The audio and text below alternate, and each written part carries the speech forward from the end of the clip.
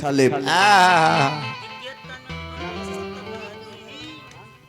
आई बिट्टू बाबू हमार रुपया पुरस्कार दल बने हार्दिक हार्दिक अभिनंदन करो स्वागत करो भगवान से प्रार्थना सुमंगल कामना खाते राजा अभी शाम के समय भइल बा विश्वामित्र जी अयोध्या में जब प्रवेश कइनी तो राजा रानी एगो बेटा बड़े छोटे चुक रोहित सबे अपना अपना कक्ष में सुतल बा शाम के समय बा आ राजा सुतला में सपना देखत रे बबुआ कैसे कि सपनवा देखो लेना राजा सपनवा देखो लेना तो सुतल रहल हो भवनवा राजा सपनवा देखो लेना रहल हो भवनवा राजा सपनवा देखो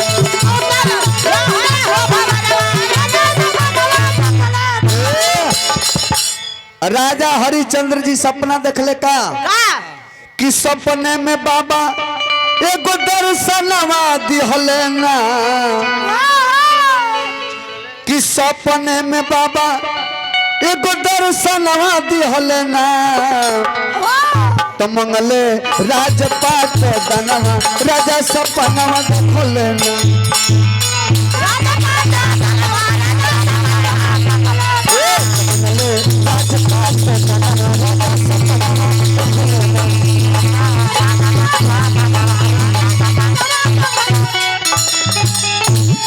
राजा हरिचंद्र सपना में देखले कि हमरा घरे एगो साधु बाबा आके हमर राजपाट दान में ले लो बने आयतने ना आ जैसे ही सपना राजा के पूरा होता तब तक ले नींद टूट गई आ नींद टूटल जब देखले बड़े आके तो सही के साधु बाबा दरवाजा पर विश्वामित्र जी खड़ा बने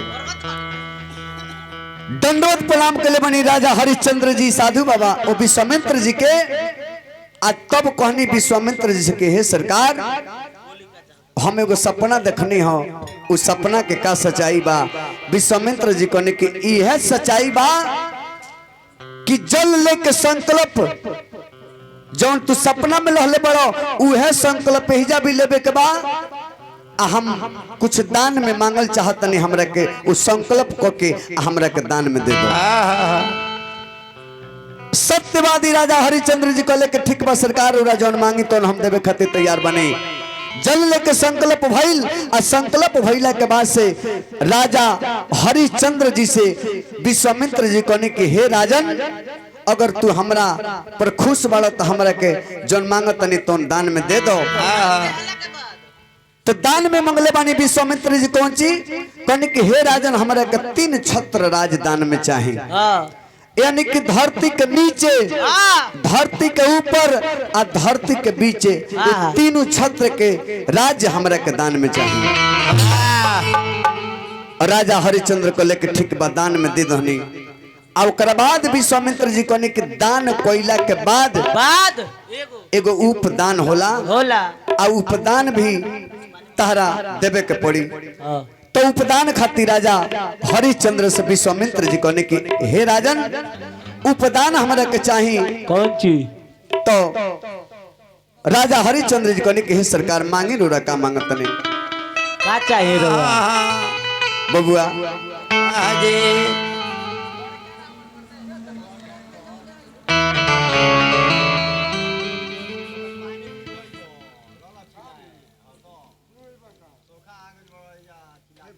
हिंदू समाज में जब पुरानिया होखेला बेटा लोग सपराई करेला कि माई के अपना भागवत सुनाईती बाबूजी के भागवत कथा सुना देती सपराई करते करते प्राण शरीर से निकल जाला तो आज जाओना जगह पर एगो व्यास के बुलावल गइल बा महंत भैया ये जगह पर रामचंद्र चाचा जी अगर चाहती तो नाचो करा सकत रहनी हो ऑर्केस्ट्रा भी करा सकत रहनी हो लेकिन वो माई के आत्मा जब तक ले घर में बा वो आत्मा के सुनावे खातिर कुछ भगवान के कथा प्रसंग कहवा देवे के चाहिए नाच के वह कथा प्रसंग हम सुनावत तनी जौन श्राद्ध जग में सुने के चाहिए वहाँ के रामायण सुना पूरे 24 घंटा। राजा हरिचंद्र जी से विश्वामित्र जी कहले कि हमरा को उपदान में दे दो। तो कहले कि का उपदान में रौरा के दे दी रौरा मांगी। तब विश्वामित्र जी कहले कि 1000 स्वर्ण मुद्रा हमरा के उपदान चाहिए। जैसे रामचंद्र चाचा जी दान एगो अलग दान होला आ उपदान अलग दान होला। उपदान के मतलब दान कोइला के बाद उपदान जले ना कोई नहीं तले उ जग सफल ना होला। तो उपदान खातिर विश्वामित्र जी कहने कि 1000 स्वर्ण मुद्रा हमरा के उपदान में चाहिए। राजा हंसे लगल कहले कि बाबा रौरा मांगनी लेकिन हमरा बेमत के अनुसार ना मांगनी। मंत्री लोग से कहने कि जा खजाना से 1000 स्वर्ण मुद्रा लिया के दे दो। जब विश्वामित्र जी कहने कि हे राजा जकर धन जाला कर बुद्धियो चल जाला, ई घर हमरा के दान में दे दल बड़ते में के धन सब हमार हो नहीं के कुछ ई दान ना मानल जाई। एकरा खातिर तारा कोहिनौरी से लियावे के पड़ी। आ तब राजा हरिचंद्र जी कहले कि सरकार हम अपने आप के बेचब आ बेच के रौरा के लिया के दान करो। तो राजा हरिचंद्र जी महाराज अपने आप के जब बेचे के कहले तो विश्वामित्र जी कहने कि कहाँ बेचबो? इ तीनों छत्र राज हम दान में ले लले बनी तब बेचबो कहाँ? सत्यवादी राजा हरिचंद्र जी महाराज कहने कि हम अपना के बेचब कहवा? बबुआ रे भाव लगे तो कैसे भाव लगे तो कैसे बबुआ? कैसे कैसे लड़का और रानी जब चलत लो जंगल में, बैसाख के महीना बा, पूरा बालू गरम भइल बा, पैर झलका पड़ गईल। आ लइकवा के पैरवा में झलका पड़ के जब झलकवा फूट गईल तो लइका झरझरुए लगल। कलस की माई अरे पर में उठल फोड़ा कोरा अरे ले लना रे माई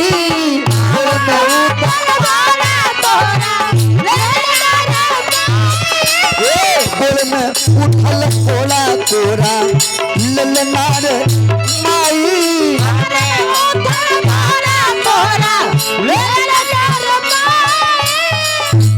जौन लड़का राजा के लड़का राजकुमार बड़े राजगद्दी से जब नीचे उतरस तब मंत्री लोग फूल के डाली लेके खड़ा रहे कि बाबू के पैर तो रखल जाई।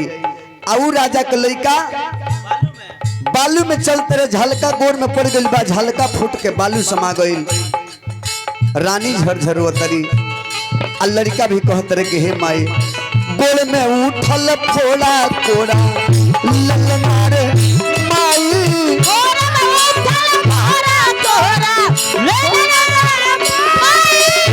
गोड़ में उठल फोड़ा कोड़ा ललना रे माई और मैं उठल फोड़ा कोरा ले लेना रे माई। रोहित कहले कि हे माई चल लो ना जाला हमसे कठिन रहिया चल लो न जाला हमसे कठिन रहिया। रोहित कहले अपना माई से कि हे माई हमरा चलल नहीं जात। आ राजा हरिचंद्र जी महाराज कहने के हे बाबू इस समझ की परीक्षा होता, चल लो न जाला हमसे कठिन रहिया।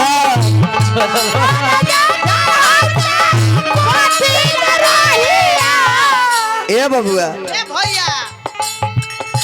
कैसे के चली बता द मोरे मैया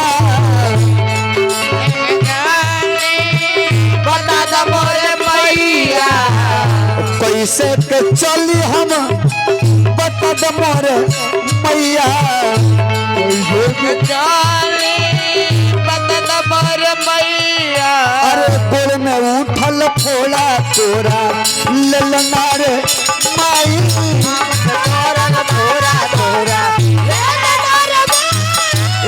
गोड़ में उठल फोड़ा तोरा ललना रे माई।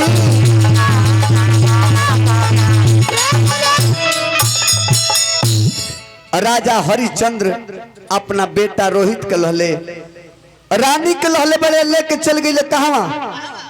काशी विश्वनाथ बनारस में।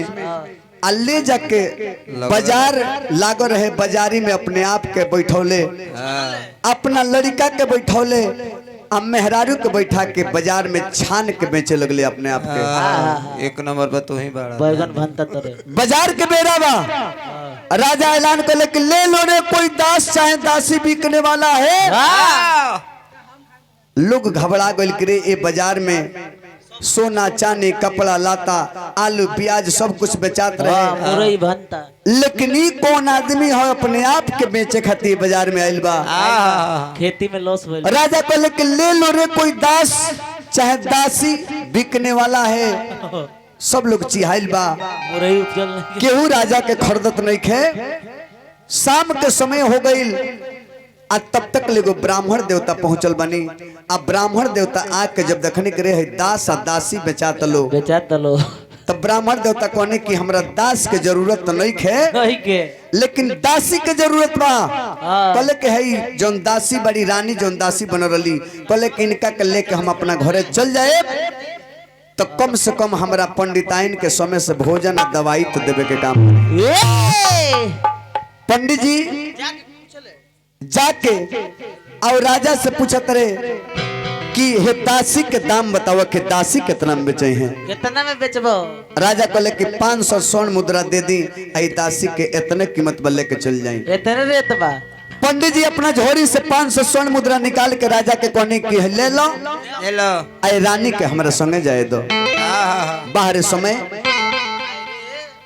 एगो राजा होके सत्यवादी राजा हरिचंद्र जेकर रानी सिंहासन जब राजमहल से बहरी ना निकलस, मंत्री लोग के साथे साथे दासी लोग सेवा करता। आजू एगो दासी बनल बड़ी बबुआ। कैसे कैसे तब भाव लगल बबुआ।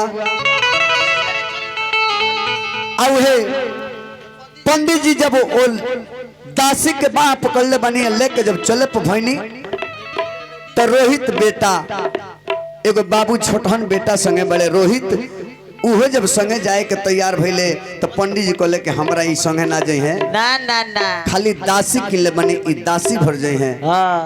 राजा कहले कि सरकार अगर गाय रूरा खरीदत तनी ओकर संगे एगो बछड़ा बताऊ कहां जाई? कहां जाई बछड़ा? इनके खातिर हुआ के खाना नहीं के बनावे के और लोग जब खा के छोड़ देव उ जूठा खा के लइका पोसा जाई है और घरे रहिए तब कम से कम जाके पूरा पूजा करे खातिर फूल तो तुर के लिए है। यह विचार करके आ जब राजा और दासी के बाह पकड़ा दिले, पंडित जी जब लेके चल दनी संगे संगे लइका तो रानी झर झरोए लगली और वो तरीकी का बबुआ कि ठहरी तानी देखे दी अरे सुरतिया राजा जी। रानी वो ब्राह्मण देवता से कहतरी कि हे ब्राह्मण देवता तने से 2 मिनट और ठहर जाई, हम चलते बने रो संगे। कि ठहरी तानी देखे दी अरे सुरतिया बाबा जी, अरे जान कहिया होई है मुलाकातिया राजा जी। हरि जान देखे सुरतिया बाबा जी, जान कब होई है हरि जान देखे दी सुरतिया राजा जी, जान कब होई मुलाकातिया राजा जी।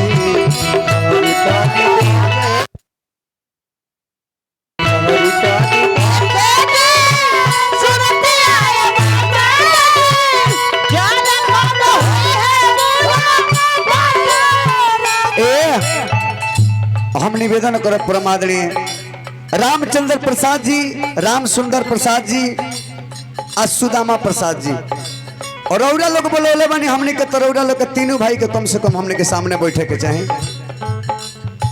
तथा इस सुनल जरूरी काहे होला कि आज एक परिवार में ए बेर लोग माता जी घर यही में बानी, जब प्राण शरीर से निकलेला परमात्मा के लेके जाला, हाजिरी नोट करा के आवेला, ये घर परिवार में फिर रहेला। अब एक घर परिवार से जब विदाई हो जाई तो माता जी के स्थान कहीं न कहीं मिल जाई। ए सरोरा लोग के 3-4 भाई की कथा सुने के चाहे, तथा वो आत्मा का शांति खातिर होता। रानी कहली के हे राजा जी ए हम तो बीता लेब दिन बाबू के निहार के रौरा कैसे जियब हम के विसार के रउआ कैसे जियब हम मनी के विसार के रउआ कैसे जियब हम। आए हैं देखी पूनम देवी जी फिर से लाख रुपया पुरस्कार दिल बने हार्दिक हार्दिक प्रणाम करब।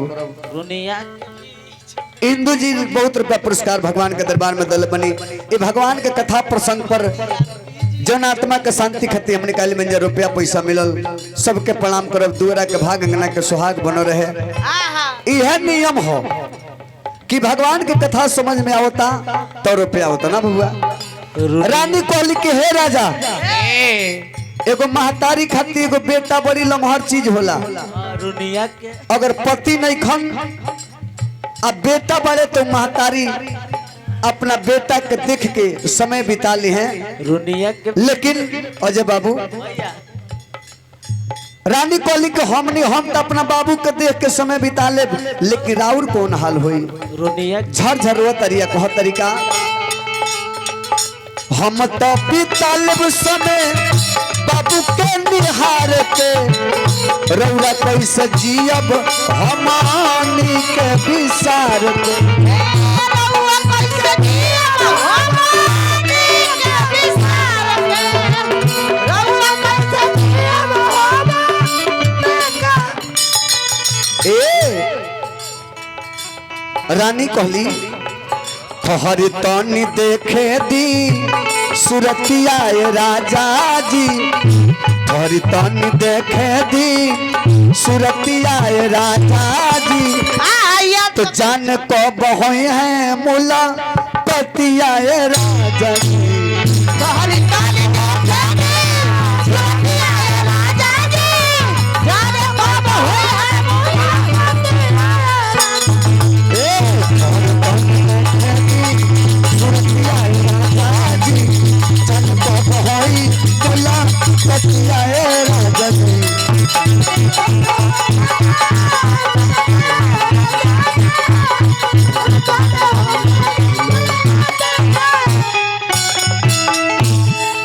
रामचंद्र चचा एक कथा से ही मिलेला कि हम अरौरा बलवान नहीं जा ना समय जब जकरा के जहां नचा के लेके चल जाई। सत्यवादी राजा हरिश्चंद्र जी दानी रहे इतना महान रहले आ उनकर मेहरारू आज बेचा गली काशी जी में एगो पंडित जी खरीद के लेके चल गनी। लड़का और मेहरारू पंडित जी के घरे आ राजा अभिन अपने आप के बेचे खातिर दुकान छोड़ले बड़े आ फिर बोली लगले कहले कि ले लो रे कोई दास बिकने वाला है। आला है साँझ के समय हो गल किरण डूबे लगल भैया तब तक ले वही गांव के रहे वाला वही क्षेत्र के रहे वाला हाँ कल्लू डोम हाँ आयल बड़े कल्लुआ। आया के अब पूछले बड़े कि ये दास के कीमत कितना बा। बोला तो राजा हरिश्चंद्र कहले कि हमार कीमत 500 स्वर्ण मुद्रा बा।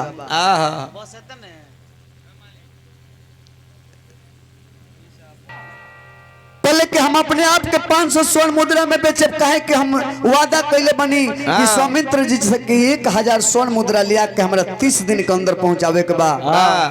500 में मेहरारू में चल बड़ी 500 में अपने आप के बेच देवी 1000 हो जाई। ओ डोम ओ राजा के 500 स्वर्ण मुद्रा दल कहले कि है ले लो आ चलो आया अपना घरे लेके गइल बड़े आ ले जाके ले जाए से पहले रास्तवा में पूछत रहे ओ राजा हरिश्चंद्र से कि बबुआ तरह के खरीद तो हम लोहनी हाँ लेकिन तार नामे लेकिन न तहर आधार कार्ड देखले बनी हाँ। न तहर नामे जनले बनी। हाँ ना तार जन्म तिथि देखने हम कि कबे से पैर रोकबो। तो सत्यवादी राजा हरिश्चंद्र कहले कि हे सरकार हमार नाम सत्यवादी राजा हरिश्चंद्र हो। लगला बने कलू डम कहले कि लगला बड़े का बने हाँ नाम गंगा दास तुमड़ी में जले नहीं खे कहला से राजा हरिश्चंद्र ना हो जाइबो। अगर राजा हरिश्चंद्र रहते तो तू जब बेचाए खातिर ना ना होइतो। यही तो ए बरस से नाम तह राजा हरिश्चंद्र ना रही कहे में बड़ा घुमाव पड़ता। हम जवन नाम तहार रखे तौन तहार नाम रही।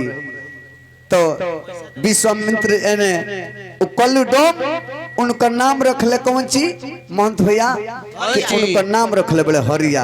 हरिया अरे तो हरिया हो गईले हो राजा हरिया हो गईले हरि भाई के तिवारी पति छोरे पड़ी बाहर समय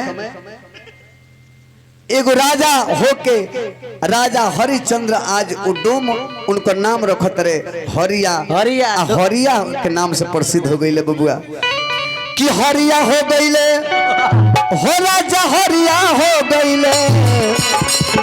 तो सुनी आगे के खबरिया राजा हरिया हो गईले। आगे के खबरिया राजा ए सुनी आगे के खबरिया राजा हरिया हो गईले। सोनी आगे के खबरिया राजा हरिया हो गईले। हरिया हो गईले राजा हरिया हो गईले। हरिया हो गईले राजा हरिया हो गईले। लागल कि लागल मरघट पहर दरिया राजा हरिया हो गईले। तो कईले डोम घर करवनिया राजा हरिया हो गईले। ए कईले डोम घर नौकरिया राजा हरिया हो गईले। कईले डोम घर नौकरिया राजा ए राजा सत्यवादी राजा हरिचंद्र ओ डोम के घरे समय देखी कहां से कहां भेजता। ओ डोम के घरे गइल बड़े आ डोम भाई कहले कि तहार काम ये है बाकी ए घाट पर एजा तहरा पहरदारी करे के बाकी केहू अगर मर जा आ मरला के बाद एजा दाह संस्कार होखे खातिर आवे तो एजा के नियम बाकी सबसे पहले बिना कर रहले एजा दाह संस्कार ना होखे के चाहिए। आ दूसरा शर्त ई बा कि बिना कफन के भी एजा दाह संस्कार ना होखे के चाहिए।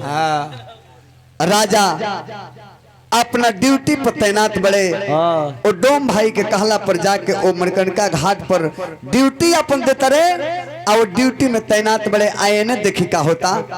होता रानी पंडित जी के घरे गई बड़ी रानी के समय कुछ दिन बीतल बा। रानी एक दिन समय बर्तन धोए खातिर बैठल बड़ी अजय बाबू आ लड़का रोहित गइल बड़े फुलवारी में फूल लोरे खातिर। अब वही फुलवारी में वो लड़का के सर्फ डस दले बा। लड़का के जब सर्फ डस दलस लड़का दौड़ लैले से आके कहले से रे दासी रे सपवा ये जे बा तोरा बेटवा के तोरा लड़कवा के सांप काट दले बा। रानी देखी एगो राजा के रानी होके आज नौकरी करते रही एगो पंडित जी के घरे दौड़ल गल बड़ी जाके पंडिताइन से मतवा से कहली के मतवा हमारा बाबू के सांप काट दले बा। अगर ओरा तनी 2 मिनट के छुट्टी दे देती तो हम अपना बाबू के जाके देख लेती। लेकिन पंडिताइन कहली कि रे दासी बुझाता तोर लड़का कोनो राजकुमार हो का कोनो राजा के लेके हकाऊ इतना कितना लड़का रोज मरे ले पहले बर्तन धो ले ओकरा बाद से जाए के बा। रानी बर्तन धोतरी आयने उ लड़का के सर्फ काट दले बा फुलवारी में सांप डस दले बा।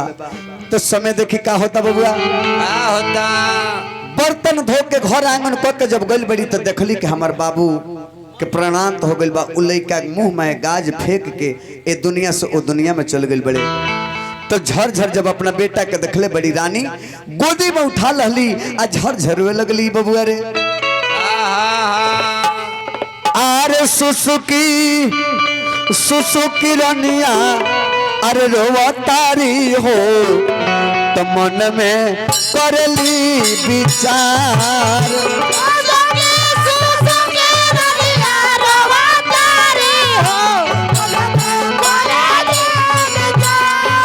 अरे सुसुकी सुसुकी रनिया रोवे लगली हो मन में करली विचार।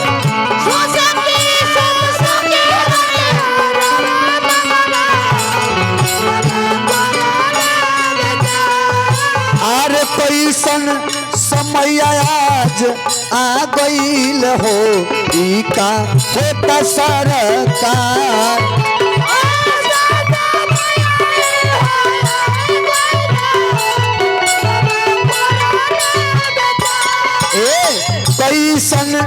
समय आ गईल हो ई का होता सरकार।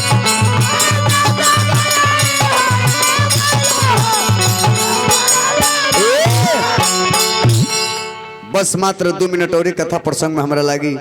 रानी अपना बेटा के गोदी में लेके घरे आयल बड़ी, पंडिताइन के घरे आया के कहली कि हे मतवा तने मने कुछ 10 गो रुपया होके तो दे दी, हम अपना बाबू के ले जाके, अब तो मर गई बड़े, ले जाके दाह संस्कार करी।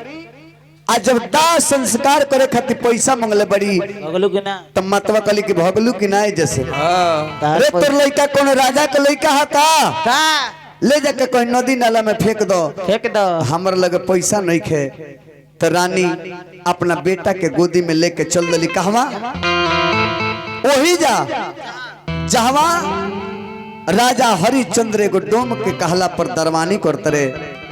आ वही जा लेके गल बड़ी। आ जब लेके पहुंचल बड़ी हुई जा राजा पहचाना तरे, लेकिन कहले कि हे रानी ए जाके शर्त बा कि जब तक ले कर ना देबू तब तक ले तारा लड़का के दाह संस्कार ना होई, अपना ही लड़का के। आ रानी मजबूर होके कहले कि हे सरकार राउर बेटा हमर व चिन्हत नहीं की, लेकिन राजा कहले कि ना बिना कर के जा दफनावे फूके ना दे। रानी अपना साड़ी के फाड़ दली, आधवा साड़ी कहली कह ले ली जमीन के कर हो। आ ओकरा बाद राजा कहले कि ना बिना कफन के भी दाह संस्कार ना होई। तो रानी अपना आधवा साड़ी के फाड़ के आ बाबू के लपेट के आ वो घाट पर अंतिम संस्कार करतरी। तो हाय रे बेदर्दी समैया, अरे कहियाल देब तू कलेश, कि हाय रे बेदर्दी समैया। रानी अपना बेटा के दाह संस्कार करतरी, झरझर रोतरी कैसे, नाल देब तू कलेश, हाय रे बेदरानी समैया के तनाल देवा तू कले, हाय रे बेदरानी समैया। आए हमारा रामानंद जी लाख रुपया पुरस्कार दल बनी। अनिल भैया हमार ड्राइवर साहब ए भगवान के कथा प्रसंग पर रुपया दनी, हार्दिक हार्दिक अभिनंदन स्वागत करो। भगवान से प्रथा सुमंगल कामना खातिर हम निवेदन करब कि जे भी केहू भैया बैठल बा शांति से बैठी। हमने के मंच के समीप दुगो औरी छुपा रुस्तम लोग आइल बा, केहू केहू लुकाइल बा। आदरणीय हमरा हरेंद्र शर्मा जी भी बनी, यहाँ के भी दुगो भजन सुनवाई। आ मास्टरों साहब का निवेदन करे मंच पर कि रौरा जवार क्षेत्र में, हमारा क्षेत्र में जब रौरा हमारा क्षेत्र में जाइले तो हम स्वागत अभिनंदन करीले, तो हमरो मंच पर उड़ावे के चाहिए एगो भजन औरो सुनल जाई। आके करी रहू ऐसे कहे के कबा, कहियाल देब तू कलेश, हाय रे बेदारा दी समैया। कोई याद देवा तू कले, हाय रे बेदरानी समैया। आज जब रानी अपना शरीर के अंग फाड़ के मतलब कि वस्त्र बेटा के जब दान में लपेट के जब अंतिम संस्कार करतरी, तब तक ले फूल के बारिश होखे लगल। सब देवता लोग जब विराजमान हो गईल तब फूल के जब बारिश होखे लगल, सब देवता लोग आके भगवान भी स्वयं हो जागल बनी। अब विश्वामित्र जी अपना असली रूप में आके कहने कि हे राजा हरिचंद्र, मान गए कि अगर कहीं सत्य बा तो तोहरे लगे बाकी काहे कि तू ही एगो सत्यवादी राजा हरिचंद्र बाड़ो कि जकरा नाम के पहले सत्य लागल बा।